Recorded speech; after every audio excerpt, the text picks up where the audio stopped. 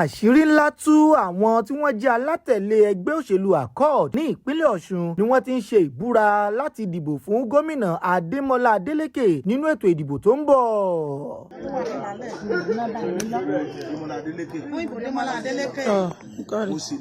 Mo ṣèlérí láti jẹ́ olóòótọ́ àti láti ṣe ohun tí ẹ fẹ́.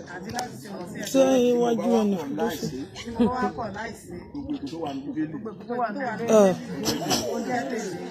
bá ti wá jẹ́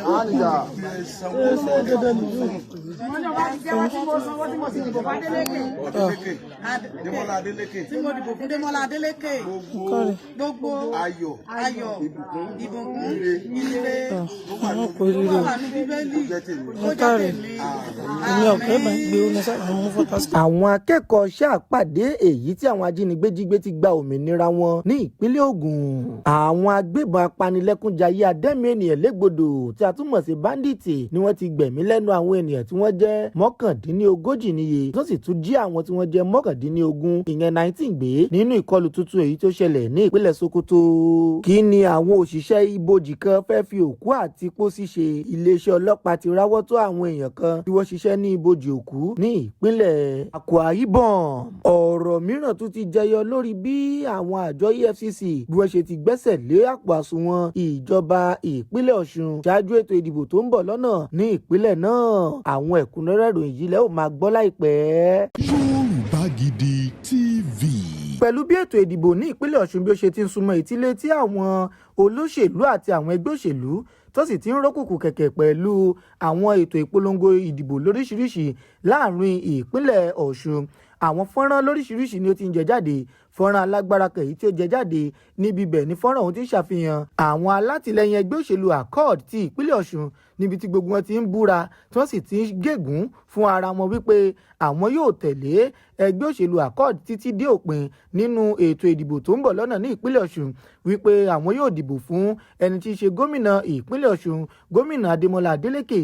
Bẹ́ẹ̀ náà wọ́n tún jẹ́ kó di mímọ̀ pé bí àwọn ò bá dìbò fún gómìnà Adeleke kí gbogbo ègún tó wà nínú bíbélì kó máa jẹ́ titi wọn. Bí àwọn bá sì dìbò fún gómìnà Adeleke kí gbogbo èyí tí í ṣe ayọ̀ àti ìdùnnú àti ìre tó wà nínú bíbélì kó jẹ́ tiwọn. Bẹ́ẹ̀ náà ni àwọn kan náà ni wọ́n sì tún gbé àwọn ìgbésẹ̀ akin láti lè rí dájú wípé gómìnà Adeleke ni ó padà jáwé olúborí nínú ètò ìdìbò tó ń bọ̀ lọ́nà ní ọdún 2026 yìí ní ìpínlẹ̀ Ọ̀ṣun. Bákan náà ni ẹgbẹ́ òṣèlú All Progressives Congress APC ní ìpínlẹ̀ Ọ̀ṣun, àwọn alátìlẹyìn tiwọn náà ni wọ́n bẹ̀rẹ̀ sí ní ṣe àwọn fọ́nrán kan èyí tí ó ní ṣe pẹ̀lú bí àwọn kan ṣe kóra wọn jọ tí wọ́n sì bẹ̀rẹ̀ sí ní jẹ àkàrà àti ẹ̀kọ tí wọ́n sì ń jẹ́ kó di mímọ̀ wípé òkú ẹgbẹ́ òṣèlú Accord ni àwọn ń ṣe àti wípé ẹgbẹ́ òṣèlú Accord ni ò tún lè rí ọwọ́ mú mọ́ ní ìpínlẹ̀ Ọ̀ṣun nítorí wípé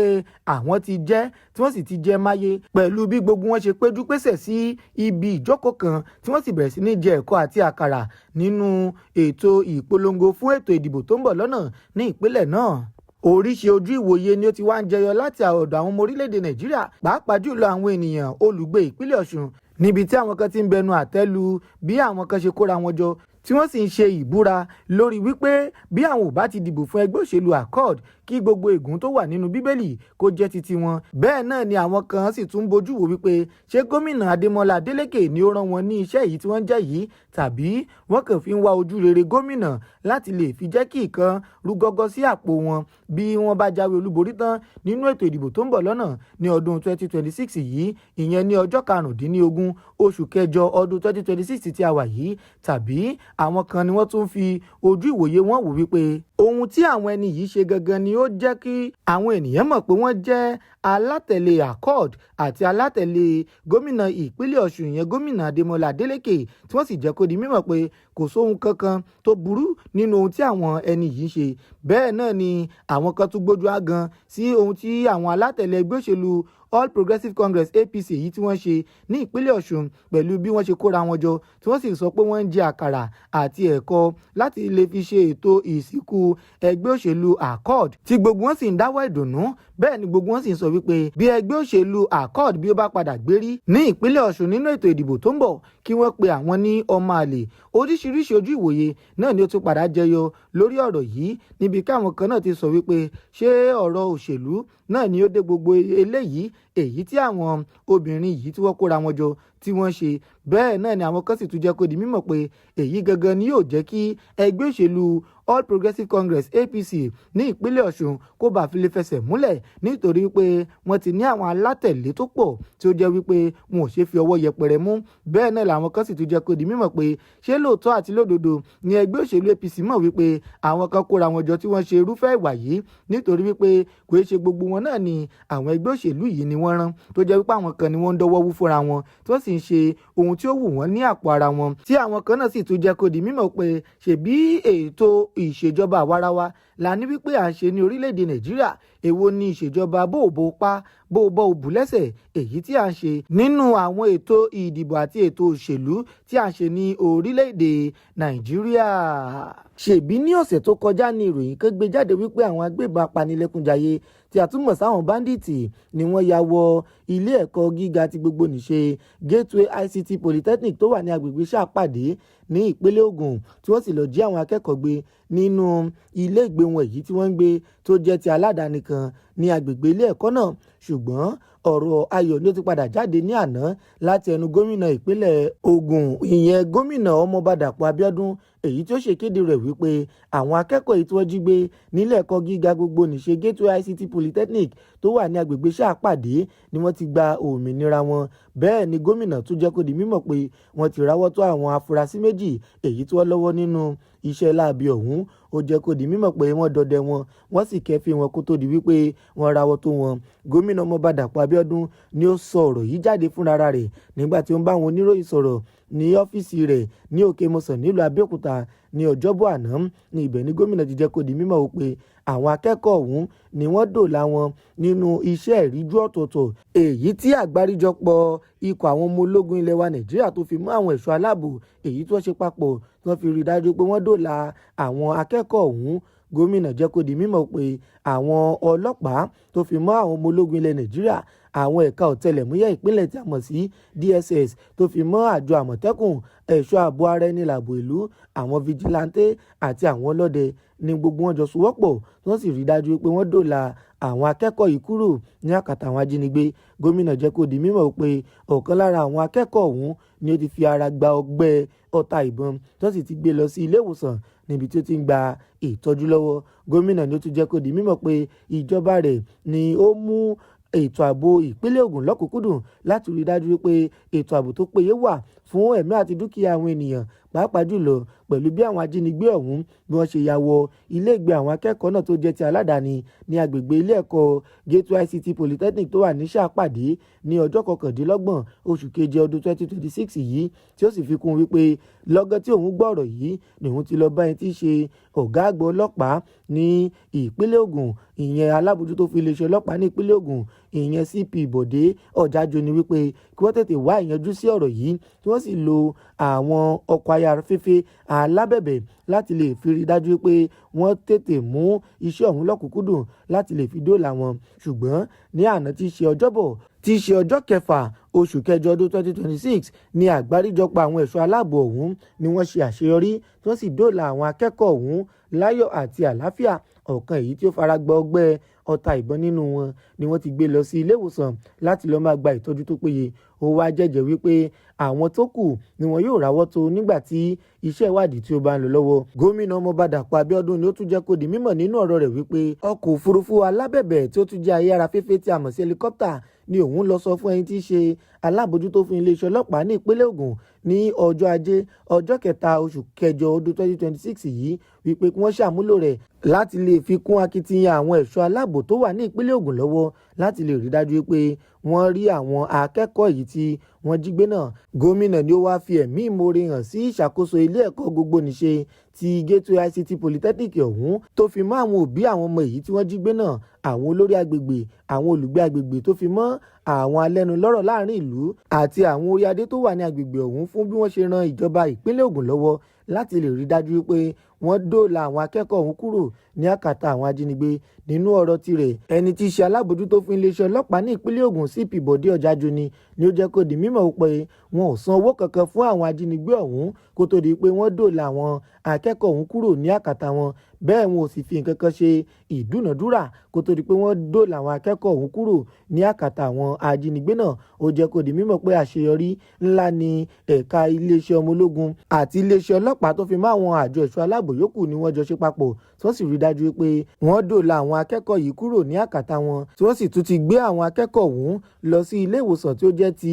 iléeṣẹ́ ọlọ́pàá láti lọ ṣe àyẹ̀wò fínífíní lórí ìlera wọn kó tó di pé wọ́n dá wọn padà lọ bá àwọn mọ̀lẹ́bí wọn àti àwọn ọ̀rẹ́ wọn láti lọ máa gbé ìgbé ayé wọn láyọ̀ àtàláfíà. Ó jẹ́ kó di mímọ̀ pé ní òwúrọ̀ àná tí í ṣe ọjọ́bọ̀ ọjọ́ kẹfà oṣù kẹjọ ọdún 2026 ní ọkọ̀ òfurufú alábẹ̀bẹ̀ tí ó jẹ́ ayára fẹ́fẹ́ tí a mọ̀ sí helicopter ni ó bẹ̀rẹ̀ sí ní pàráàrò kó tó di wípé ó rí ibùba àwọn tí wọ́n jẹ́ ajínigbé ọ̀hún tí wọ́n sì ráwọ́ tó àwọn tí wọ́n jẹ́ ajínigbé méjì tí wọ́n jẹ́ afurasí, ó sì tún dóòlà àwọn méjì mìíràn kúrò ní àkàtà wọn. Ó jẹ́ kó di mímọ̀ pé àwọn 5 àkọ́kọ́ èyí tí wọ́n kọ́kọ́ dóòlà ni wọ́n dóòlà wọn ní ibùba èyí tí àwọn ajínigbé ọ̀hún kọ́kọ́ wà kó tó di wípé wọ́n bẹ̀rẹ̀ sí ní wá àwọn méjì tó kù nítorí pé àwọn méje ni wọ́n èyí tí àwọn ajínigbé ọ̀hún jí gbé. Ó wá jẹ́ kó di mímọ̀ pé bí wọ́n kọ́kọ́ ṣe dóòlà àwọn 5 ọ̀hún ni wọ́n tún bẹ̀rẹ̀ sí ní ṣe ọ̀rìnkìnní iṣẹ́ ìwádìí pẹ̀lú ọkọ̀ òfurufú alábẹ̀bẹ̀ tí a mọ̀ sí helicopter èyí tí ó ṣe pàráàrò kó tó di pé ó ran àwọn ẹ̀ṣọ́ ọmọ ológun àti ẹ̀ṣọ́ aláàbò ní orí ilẹ̀ lọ́wọ́ tí wọ́n sì rí dájú pé wọ́n dóòlà àwọn méjì tó kù ní àkàtà àwọn ajínigbé. Ṣáájú ni ẹgbẹ́ àwọn akẹ́kọ̀ọ́ ní orílẹ̀-èdè wa Nàìjíríà tí a mọ̀ sí National Association of Nigerian Students ni wọ́n ti kọ́kọ́ jẹ́ kó di mímọ̀ pé àwọn fún ìjọba ìpínlẹ̀ Ògùn ní wákàtí 72 ìyẹn 72 hours láti rí dájú pé wọ́n dóòlà àwọn akẹ́kọ̀ọ́ èyí tí wọ́n jí gbé nílé ẹ̀kọ́ gbogbo nìṣe ti Gateway ICT Polytechnic tó wà ní Ṣàpàdé, àti wípé kí wọ́n tún wá àwọn tí wọ́n tún pa akẹ́kọ̀ọ́ HND2 kan ti ilé ẹ̀kọ́ gíga gbogbo nìṣe DS Adégbénró ICT Polytechnic ní Ìtorí. Wọ́n fún wọn ní wákàtí 72 láti lè fi wá ìyanjú sí ọ̀rọ̀ yìí. Àjẹ́bẹ̀ àwọn yóò gbé ìgbésẹ̀ akin nípa ṣíṣe ìwọ́de alágbára ìfẹ̀hónúhàn tí ó jẹ́ ti alálàáfíà láti lè fi ẹ̀hónú wọn hàn níbàámu pẹ̀lú àtẹ̀jáde ọ̀hún èyí tí ó jẹ jáde láti ọ̀dọ̀ ẹgbẹ́ àwọn akẹ́kọ̀ọ́ ọ̀hún tí ó sì jẹ́ bíbuwọ́lù láti ọwọ́ ẹni tí í ṣe akọ̀wé pátá fún ẹgbẹ́ náà ìyẹn Comrade Ọládìméjì Uthman ni ó padà tó wá gbóríyìn fún gómìnà ọmọọba Dàpọ̀ Abíọ́dún àti ẹ̀ka iléeṣẹ́ ọlọ́pàá ní ìpínlẹ̀ Ògùn tó fi mọ́ àwọn àjọ ẹ̀ṣọ́ aláàbò yòókù fún bí wọ́n ṣe iṣẹ́ wọn takuntakun tó sì sowọ́pọ̀ láti lè rí dájú pé wọ́n ṣe àṣeyọrí ńlá yìí. Bákan náà ni ó jẹ́ kó ní mímọ̀ pé akẹ́kọ̀ọ́ DS Adégbénró ọ̀hún ni ó wà ní HND2 ti ẹ̀ka ìkẹ́kọ̀ọ́ marketing èyí tí àwọn ajínigbé apanilẹ́kúnjayé tí a túmọ̀ sí àlọ́kólóńkígbe àwọn olè èyí tí wọ́n pa ní agbègbè ẹrúkù ní ọjọ́ 27 oṣù keje ọdún 2026 èyí tí ọ̀kan lára àwọn akẹ́kọ̀ọ́ ọ̀hún náà tó sì tún fara gba ọgbẹ́ ọta ìbọn tó sì ń gba ìtọ́jú lọ́wọ́ nílé ìwòsàn ìjọba àpapọ̀ tó wà nílùú Abẹ́òkúta. Níbi ibẹ̀ ni ó ti ń gba ìtọ́jú lọ́wọ́ lẹ́yìn tí àwọn alọ́kólóńkígbe ìyẹn àwọn olè ọ̀hún tí wọ́n ṣe ọṣẹ́ láabi wọn ní Ìtorí ní ọjọ́ 27 oṣù keje ọdún 2026 yìí ni àwọn ajínigbé tún lọ sí ilé ẹ̀kọ́ gbogbo nìṣe ti Gateway ICT Polytechnic tó wà ní Ṣàpàdé tó sì tún lọ jí àwọn akẹ́kọ̀ọ́ gbé. Èyí gẹ́gẹ́ ló wá ń kọ àwọn ẹgbẹ́ àwọn akẹ́kọ̀ọ́ ọ̀hún lóminú tó fi kọ irú àtẹ̀jáde ọ̀hún síta fún ìjọba ìpínlẹ̀ Ògùn. Ṣùgbọ́n àsẹ̀yìnwá-àsẹ̀yìnbọ̀ ọpẹ́ ni ọ̀rọ̀ ń padà bá dé nítorí pé wọ́n ti padà dóòlà àwọn akẹ́kọ̀ọ́ ọ̀hún kúrò ní àkàtà àwọn ajínigbé. Nígbà tí wọ́n fi kàn sí ẹni tí í ṣe alukoro fún iléeṣẹ́ ọlọ́pàá ní ìpínlẹ̀ Ògùn yẹn DSP Olúṣèyí Babáṣèyí ni òun náà fi ìdí rẹ̀ múlẹ̀ wípé lóòótọ́ àti lódodo ní ìṣẹ̀lẹ̀ láabi yìí ṣẹlẹ̀ ní ọjọ́rú ọjọ́ 29 oṣù kejì ọdún 2026 ṣùgbọ́n wọ́n ti padà wá ìyanjú sí ọ̀rọ̀ yìí. Kò dín ní àwọn ènìyàn 39 ìyẹn 39 èyí tí àwọn ajínigbé tó tún ti pa báyìí nípakúpa ní ìpínlẹ̀ Sokoto tí wọ́n sì tún ti jí àwọn ènìyàn tí wọn ò dín ní 37 ìyẹn 39 tí wọ́n tún ti jí wọn gbé ní àwọn ìkọlù tuntun èyí tí wọ́n ṣe ní àwọn ìlú tí ó jẹ́ 19 níye nínú ìṣẹ̀lẹ̀ tuntun èyí tí wọ́n ṣe ní ìjọba ìbílẹ̀ Ṣàgárì ní ìpínlẹ̀ Sokoto Sokoto àwọn agbébọn apanilẹ́kúnjayé yìí ni wọ́n ti kọ́kọ́ bẹ̀rẹ̀ iṣẹ́ láabi wọn ní ìjọba ìbílẹ̀ Sábọ̀nbé níbi tí wọ́n ti lọ ń pa àwọn ènìyàn nípakúpa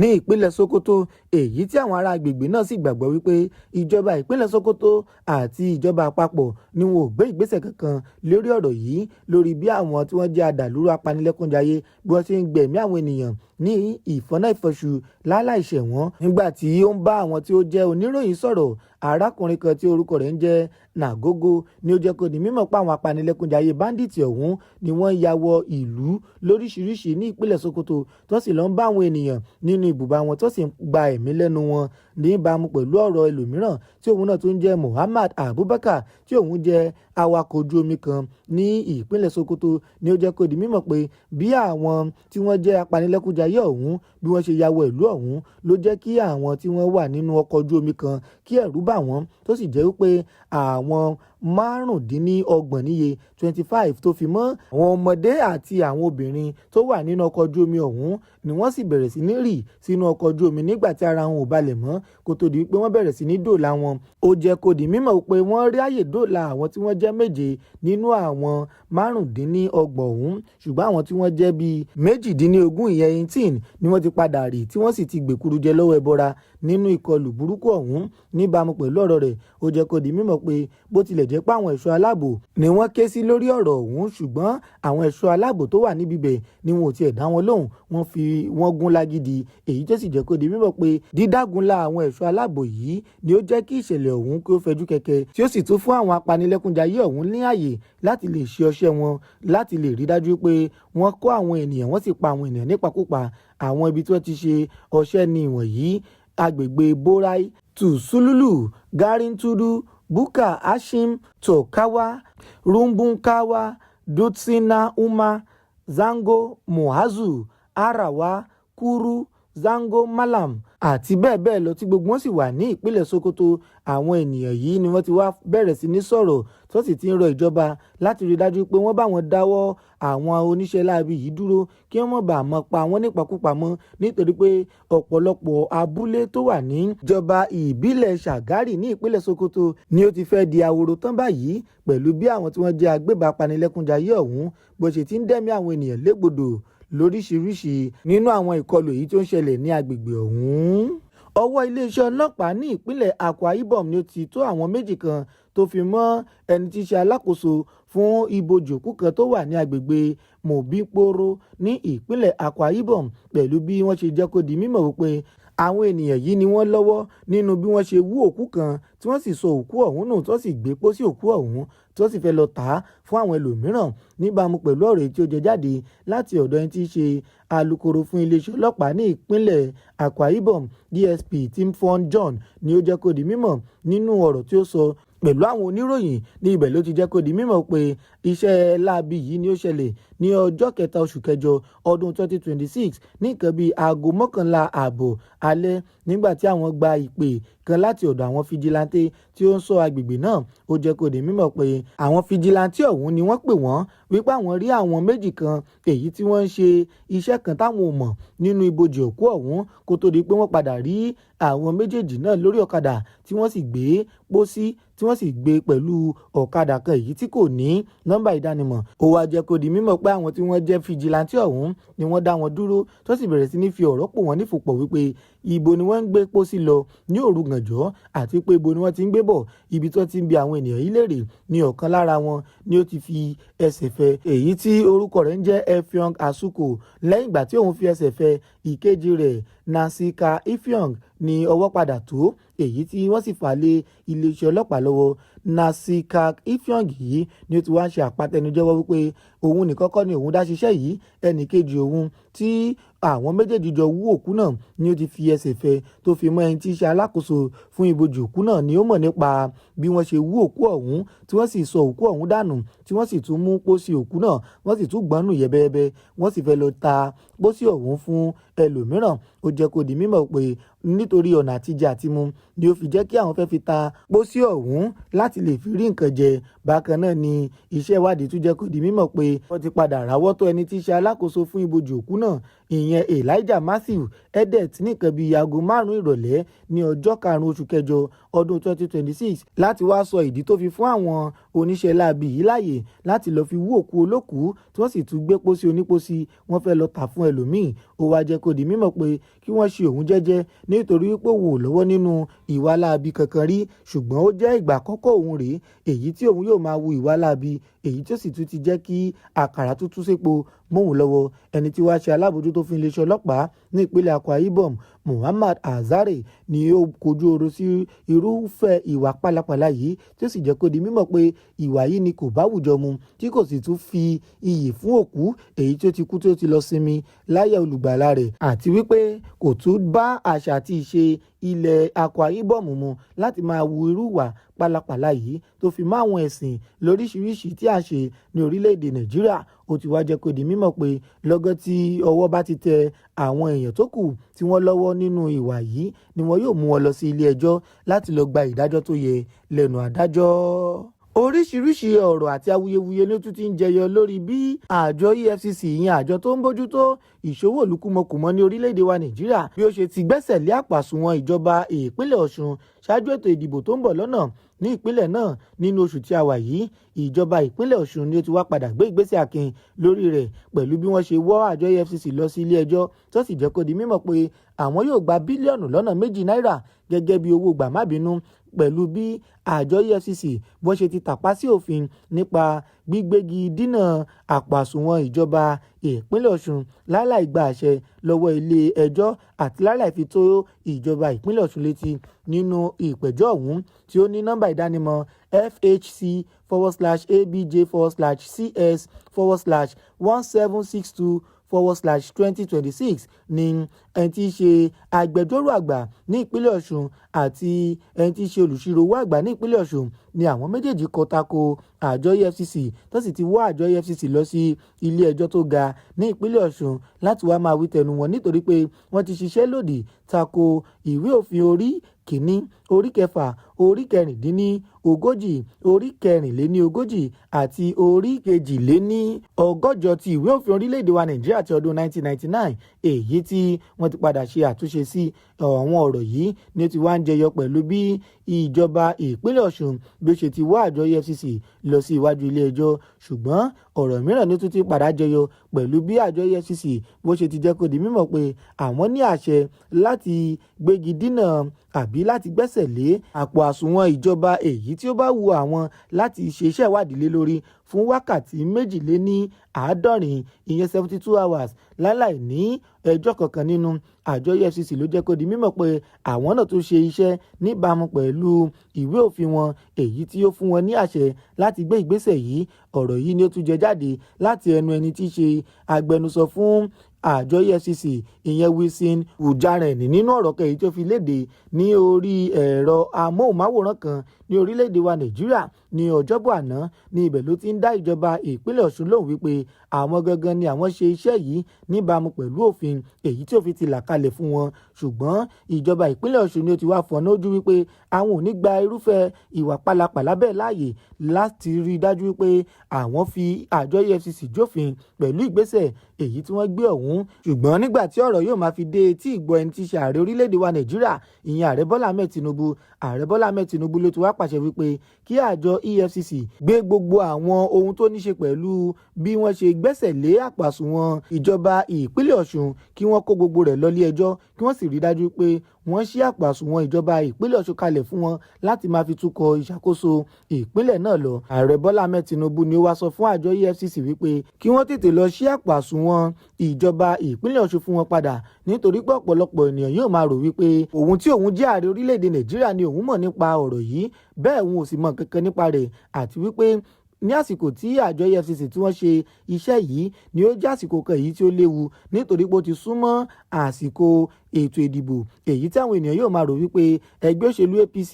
láti ọ̀dọ̀ ààrẹ orílẹ̀-èdè Nàìjíríà ìyẹn ààrẹ Bọ́lá Ahmed Tinubu ni wọ́n ti gbé ìgbésẹ̀ akin yìí láti fi tàbùkù bá ìjọba ìpínlẹ̀ Ọ̀ṣun nínú ètò ìdìbò tó ń bọ̀ lọ́nà. Ó wá jẹ́ kó di mímọ̀ pé kí àjọ EFCC kí wọ́n tètè lọ ṣí àpò àsùnwọ̀n ìjọba ìpínlẹ̀ ọ̀hún fún wọn láti lè fi jẹ́ kí ètò ètò ìdìbò tó ń bọ̀ lọ́nà kó kẹsẹ̀ járí àti láti lè fi jẹ́ kí àwọn ènìyàn kí wọ́n ní ìgbàgbọ́ nínú ètò ìdìbò tó ń bọ̀ lọ́nà kí àwọn ènìyàn má bàa máa ní àwọn ìbẹ̀rùbojo láti jáde láti wá ṣe ẹ̀tọ́ wọn lábẹ́ òfin nípa dídìbò fún ẹnikẹ́ni tó bá wù wọ́n nínú ètò ìdìbò tó ń bọ̀ lọ́nà ní ìpínlẹ̀ ọ̀hún. Ṣùgbọ́n àjọ EFCC náà ti jẹ́ kó di mímọ̀ pé ó ṣeé ṣe kí wọ́n padà tú sí àpò àsùnwọ̀n ìjọba ìpínlẹ̀ Ọ̀ṣun láti lè fi mú kí gbogbo awuyewuye yìí jẹ́ rodò lọ́mumi. Ṣùgbọ́n ọ̀rọ̀ ni ó tún ti wá bọ́ ọ̀nà mìíràn yọ nígbà tí ẹni tí í ṣe olórí tàkasúfèé ni tí ó tún jẹ́ àbúrò sí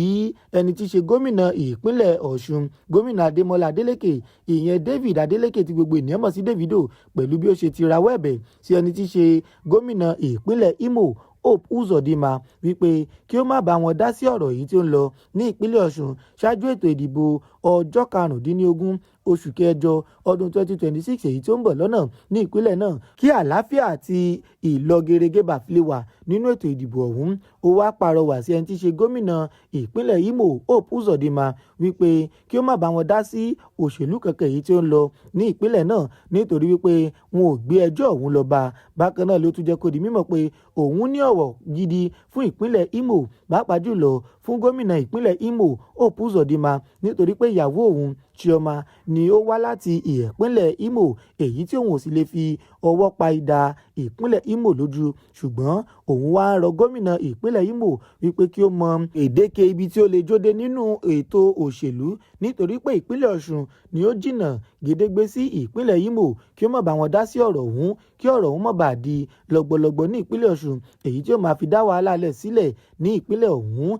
David Adeleke tí gbogbo ènìyàn mọ̀ sí Davido ni wá bẹ̀rẹ̀ sí ní rọ àwọn ará ìlú wípé kí wọ́n má fa wàhálà kí wọ́n sì jẹ́ kí àlàáfíà kó jọba nínú ètò ìdìbò ṣáájú ètò ìdìbò àti lẹ́yìn ètò ìdìbò. Ṣùgbọ́n nígbà tí gómìnà ìpínlẹ̀ Imo tí òun náà yóò máa sọ̀rọ̀ ẹni tí í ṣe alága ìpolongo fún ètò ìdìbò ìpínlẹ̀ Ọ̀ṣun ní inú ẹgbẹ́ òṣèlú All Progressives Congress APC ó jẹ́ kó di mímọ̀ pé gómìnà Adémọ́lá Adeleke ni yóò fìdí rẹmi nínú ètò ìdìbò tó ń bọ̀ lọ́nà ọ̀hún. Bákan náà ni ó tún wá jẹ́ kí ó di mímọ̀ fún David Adeleke tí gbogbo ènìyàn mọ̀ sí Davido wípé kí Davido múra láti mú ẹ̀gbọ́n rẹ̀ èyí tí ń ṣe gómìnà ìpínlẹ̀ ọ̀hún láti jẹ́ kó darapọ̀ mọ́ àwọn ìsọmọgbé rẹ̀ èyí tó jọ ń kọrin kiri pàápàá jùlọ àwọn tí yóò máa jó fún bí ó bá ń kọrin nítorí pé gómìnà ọ̀hún ni yóò padà fìdí rẹmi nínú ètò ìdìbò èyí tí ó ń bọ̀ lọ́nà ní ìpínlẹ̀ Ọ̀ṣun. Ṣùgbọ́n ọ̀rọ̀ yìí ní tí wàá padà di lọ́gbọ́lọ́gbọ́ láàrin gómìnà ìpínlẹ̀ Ọ̀ṣun àti àbúrò rẹ̀ ẹni tí í ṣe David Adeleke kojú ẹni tí ń ṣe alága ìpolongo fún ètò ìdìbò tó ń bọ̀ lọ́nà ní ìpínlẹ̀ Ọ̀ṣun nínú ẹgbẹ́ òṣèlú All Progressives Congress APC tí ó sì ti jọ ń fi ọ̀rọ̀ tàkúrọ̀sọ ọ̀rọ̀ tó sì jọ ń sọ ọ̀rọ̀ kò bákùngbé síra wọn lórí afẹ́fẹ́ lórí bí ètò ìdìbò ọ̀hún yóò ṣe lọ ní ọjọ́ 15 oṣù kẹjọ ọdún 2026. Pẹ̀lú bí àwọn òkò ọ̀rọ̀ tí ó ṣe ti ń jẹyọ nínú àwọn ọ̀rọ̀ wọn lẹ́ka òṣèlú ní ìpínlẹ̀ Ọ̀ṣun bẹ́ẹ̀ náà ni ẹgbẹ́ tó ń tukọ̀ ìṣàkóso ní ìpínlẹ̀ Ọ̀ṣun ìyẹn ẹgbẹ́ Accord ni ó ti bẹ̀rẹ̀ sí ní ṣe ìpolongo ní kíkankíkan èyí tí fọ́nrán kan tí ó sì tún jáde ní àná níbi tí ẹni tí í ṣe àbúrò gómìnà ìpínlẹ̀ Ọ̀ṣun ọ̀hún ìyẹn David Adeleke níbi tí ó ti lọ bá ẹ̀gbọ́n rẹ̀ ní gbàgede ibi tó ti ṣe ìpolongo tí àwọn méjèèjì sì ń jó tó sì ń dáwọ́ ìdùnnú tó sì ń rọ àwọn ènìyàn wípé kí wọ́n di ìbò fún àwọn nínú ètò ìdìbò tó ń bọ̀. Bẹ́ẹ̀ náà ni ẹgbẹ́ òṣèlú All Progressives Congress APC èyí tó ń léwájú ní orílẹ̀-èdè Nàìjíríà ni àwọn náà tẹ̀tì nínú ìpolongo èyí tí àwọn náà ṣe láti lè rí dájú wípé àwọn igun méjèèjì ọ̀hún ni wọ́n gbé pẹrẹgì kaná nínú ètò ìdìbò tó ń bọ̀ lọ́nà ní ọjọ́ àbámẹ́ta ọjọ́ 15 oṣù kẹjọ ọdún 2026 ní ìpínlẹ̀ Ọ̀ṣun. Èyí lópin ìròyìn wa fún ti àsìkò yìí láti ẹnu Ọláolúwa Olúṣeun Adékúnlé fún ìkànnì Yorùbá Gidi TV. Ẹ sì kú ojú lọ́nà àwọn ètò alágbára mìíràn tó ń bọ̀ lọ́nà láìpẹ́ àti àwọn ẹ̀kúnrẹ́rẹ́ ìròyìn míì. Bàbá Aládò ọmọ àgbáhùn lálá tí ń pàṣẹ ògùn warawara. Bíná bá rómi àgbàgbé ilé tó fẹ́ jó. Bẹ́ẹ̀tù bá rómi àgbàgbé ariwo tó fẹ́ pa. Bí ṣòro bá fojú kan Bàbá Aládò, gbogbo gànàgànà ara àṣòro á sì balẹ̀ pẹ̀sẹ̀. Bí ìgbà ògùn náà bá bọ́ sómi tó dákẹ́jẹ́. Kí ni ìṣòro tó sọra ẹ̀ di ọ̀rẹ́ ìmùlẹ̀ sí Ọlọ́run? lọ́rùn àìsàn wo ló ń ṣe ọ tó ń lọ tó ń bọ̀ tó ní dandan lá ọ̀run oṣù ní àparò kú sí bàbá aládò fúnra ẹkùn ọkọ òkè ògbóǹtarìgì nínú ká fi ewé àti egbò tú ọ̀pọ̀lọpọ̀ sílẹ̀ bàbá aládò fúnra ó ti dé láti abúlé aládò ìlú olórílẹ̀ méje ní ìlú ìbàrìbà. ó ṣe pàtàkì kó o tètè kàn sí bàbá aládò wọn bá yín fojú inú fojú àgbà wo tí ń yọ yín lẹ́nu lágọ̀ọ́ ara pẹ̀lú àwọn irinṣẹ́ ìgbàlódé ẹ má sì gbàgbé àwọn egbòogi wa tó gbàṣẹ gbòǹtẹ̀ ìjọba lego herbal mixture àti osconto capsule èyí tẹ̀ ń rírà láwọn fámásì káàkiri ẹ máa pe bàbá aládò 080 28 12 1088.